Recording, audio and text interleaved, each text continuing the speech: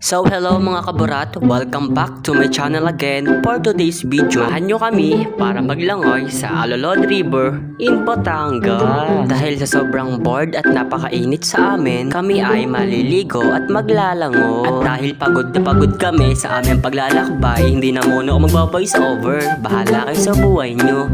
Charot! Dahil mahaba-haba ang video clip na ito, bahala na kayo sa buhay nyo para panoorin ang video ko. Syempre at dahil mahal ko kayo, hindi ko kayo matitiis, kaya eto na, ibo-voice over ko na. Ngayong araw nga pala, ang pinaplanuhan namin paliligo. Dahil alas 9 pa lang ng umaga, ay tagaktak na agad ang mga pawis namin. Kaya naman, eto na, Alolod, i-flex ko. Uy! Naglilog kami! Ang pagpaplanong ito ay huwag niyong gagayahin dahil kami inagad-agad namin kahit wala kaming kain. Nagdadali-dali nga kami dahil sobrang init na agad ng panahon. Sayang ang skincare kung mabibilad lang sa initan. Ang dami-dami kong sinasabi, eto na, malapit na kami sa pupuntahan namin. At oo nga pala, bali dalawang balik kami diyan kasi nga yung mga kasama namin ay naiiwan pa at motor lang ang gamit namin. Kaya sila naiwan sa bahay dahil yung ulam, oo, kakainin at uubusin. At dahil nag-aantay kami sa kanila, eto muna ang kapatid ko nagpapakute. At sa kakalakad nga namin diyan ay nakita kami bugad. Sana nga may laman. Dahil syempre hindi ko malalaman kung hindi ko titignan. Grabe, oo, hindi talaga ako nabigo. Dahil pagtingin ko, ang laman ng pugad ay isang kumpulan na langgam. Diba? Sabi ko sa inyo hindi ako mabibigo. Kahit walang itlog, may pugad naman ng mga langgam. At dahil nandito na sila, tara na tumungo sa papuntang Alolod. Grabe, ang tagal namin nag-antay, siguro mga 3 days. Alam nyo ba, dito sa Alolod, mahaba-haba ang proseso bago ka makarating sa ilog. Oo, dadaan ka muna sa may mga ahas, dadaan ka muna sa may mga bayawak. Uy, grabe naman. Ay, hindi ganun mga kaburat, siguro mga 1,000 step bago ka makarating sa ilog. Oo. Hindi, eto na nga, 300 step nga lang naman ang lalakarin namin para makapunta dun sa mismong ilog. Hindi ko pa talaga sure kung 300 step lang ba yun dahil sobrang pagod na pagod kami bago kami makaligo ng ilog. Oo, grabe. Syempre, kahit na ganun, sulit naman ang aming paliligo dahil maganda talaga sa Alolod River. Oo, kita nyo naman diba sa unang clip ng video. Kahit na mapagod-pagod kami, kahit na magkanda hihirap kami, at least malinis ang aming liliguan. Hindi ko kagaya ng ibang ilog na sobrang dumi. Halos mag-coffee ko brown. At kapag nakita mo naman itong river, ay talagang mawawala ang pagod mo dahil may pagka-bluish yung tubig niya. Oo, sobrang linis at may mga isda pa. Mamaya-maya pag nag-CCR ka, pwede ko kumuha dyan ng tubig. Oo, pero wag ka nga lang iinom dahil alam nyo kung bakit. Mga ihi, oo, grabe, nakakadiri. At kung may napapansin nga kayo, yun yung Taal Volcano na pinag-zoom-zoom ko pa kanina para lang talagang makita ninyo. Huy, actually, malapit lang naman talaga yan dito sa Bulihan. Oo, kunting agwat lang, kunting andar mo pa, kunting sakay mo pa, ayun na, Taal Volcano na. Yun nga lang, hindi yan sa mismong location dahil Talisay talagang location yan. Oo, grabe ba? O diba, grabe ang hirap namin. Pwede naman mag-shortcut, kunting tulak ko lang sa'yo, direct ka na kay St. Peter. Mamaya-maya, masaya ka na, naglalangoy ka pa. Uy. At alam nyo ba, dati ang paniniwala ko dito, nung ito ay ginagawa pa lang, ito raw ay ginagamitan ng timba at lubid sa pag-akyat at sa pagbaba. Imagine guys, no, habang ginagawa tong Alolod River na to, what if maputol yung lubid, what if masira yung timba, diba? Syempre, alam nyo naman, mga Pinoy tayo, dapat pa-diskarte tayo. Dahil sa pagsisikap nila noon na gawin tong Alolod River, ay talagang maganda, talagang dinadayuhan ng maraming tao. Oo, ay grabe, talagang papasalamat ka na lang sa kanila dahil meron silang Alolod River na magandang naipatayo. Uy. At kung mapapansin nyo nga pala sa bawat sides ng Alolod River, ay puro bato para naman masecure yung ating kaligtasan at pati na rin yung kalinisan ng ating paliliguan. Imagine mga kaburat what if malunod ka? Saan ka kakapit, diba? Kung i-compare mo sa iba, walang kapitan, diba? Kaya naman, for me, maayos na sa akin to kahit medyo malayo at nakakapagod. Oo. Uy. At oo nga pala mga kaburat, may naalala nga lang pala ako diyan. Nung time na mga bata-bata pa kami noon, talagang hindi pa ako maalam maglangoy. Oo. Alam nyo, yung malalim, tinaray ko kung talagang kaya ko. Actually, kaya ko naman talaga siya. Alam nyo lang kung bakit muntik na akong malunod siya. Yung ayos na ayos mo maglalangoy, tapos mamaya-maya bigla ka napagod. At nung napapagod ka na, naghahanap ka ng makakapitan. Oo. At yung pagkapagod mong iyon ay nasa kalagitnaan ka ng ilog. Grabe. Hindi mo talaga alam kung mamamatay ka na o maliligtas ka pa. Dahil alam nyo, ang daming-daming tao. Oo, pinanonood lang kami. Bale, ganito kasi yun, nung malapit na ako sa may kapitan, yung kapatid ko, nalulunod din pala, kaya kumapit sa akin. Oo, ang nangyari sa akin, dumubog ako sa pinakailalim. Eh di ang ginawa ko para maligtas kami pareho, kahit ako'y mamamatay na. Oo, ginawa ko para yung best ko para mabuhay ako.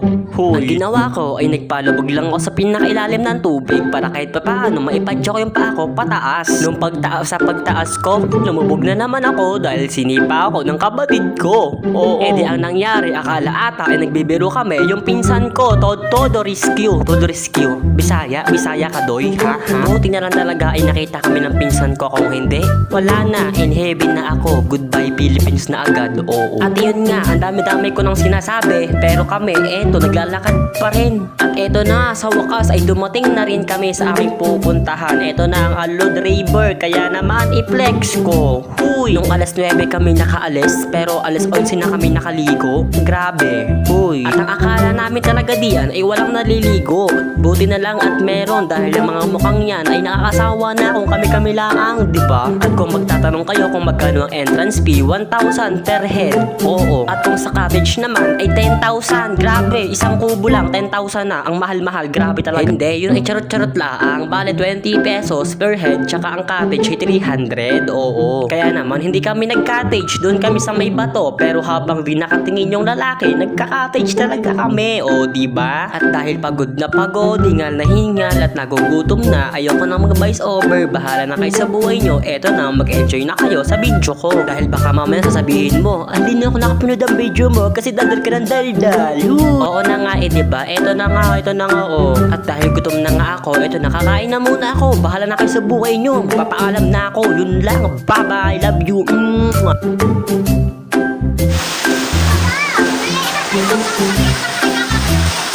Nasaan ka din? Pero yan kayo.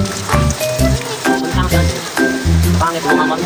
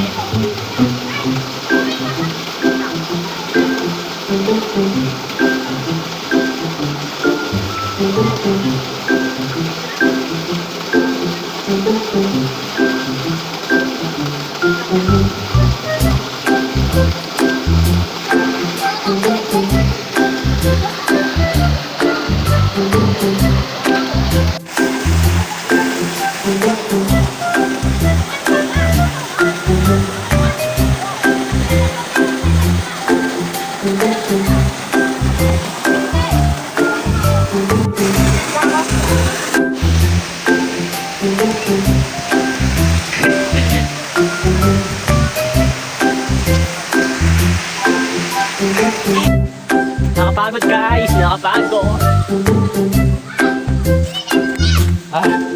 Sige guys, kung mataas ang aking taas. Uy! Ay nako. Tingnan nyo guys, tingnan nyo. Ay. Taas.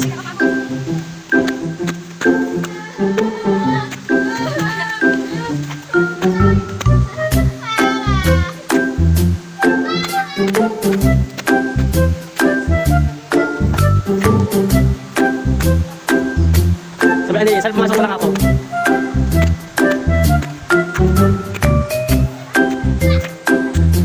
Tikay! Hindi ko pinakataas.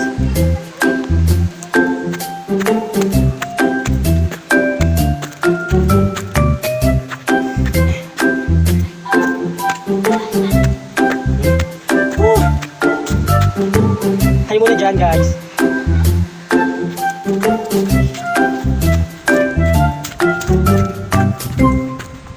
Mamaya guys, papakita ko yung taal. Yes, taal.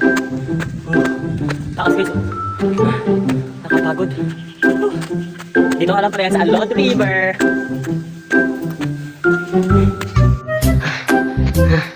Nakapagod guys. Sumabawin na po kami.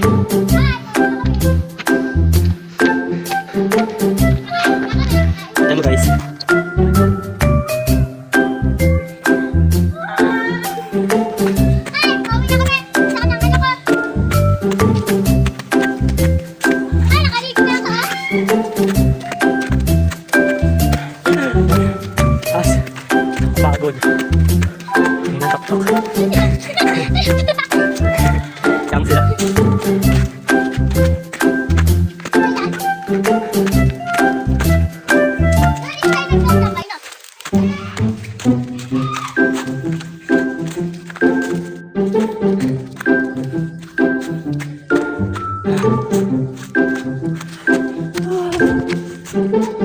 Nakakapagod guys.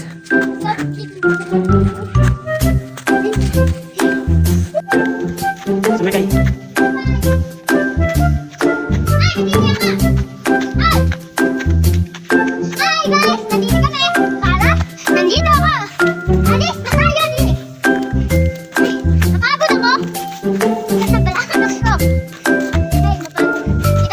Dito lang. Dito. Ito, basta payong. Kanya payong. Ito, bibidyohan kita. Bukan. Ito mo guys. Pagkitan pa lang ito.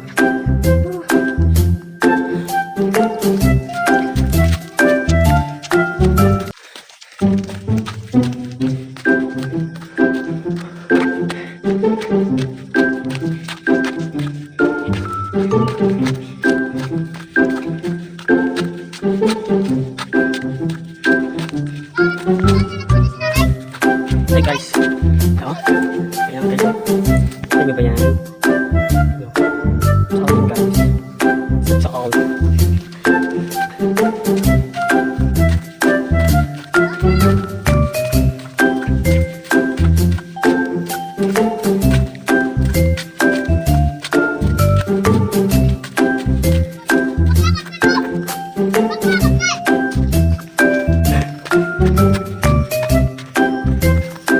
Nakakapagod guys.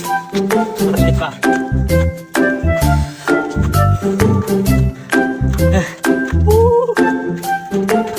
Let's kumana. Wala tayong magagawa kasi ginusto mo yan. Gusto mo yan. Diba? Ang Lord River, matatagpuan lamang yan sa Burihan, Batangas, sa San Isidro. Yeah. Mamaya. Ito na kami guys. Ito na. Muna tayo guys.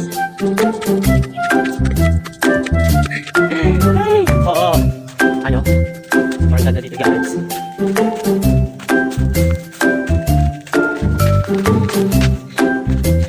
Saka tungkol. Muna tayo guys.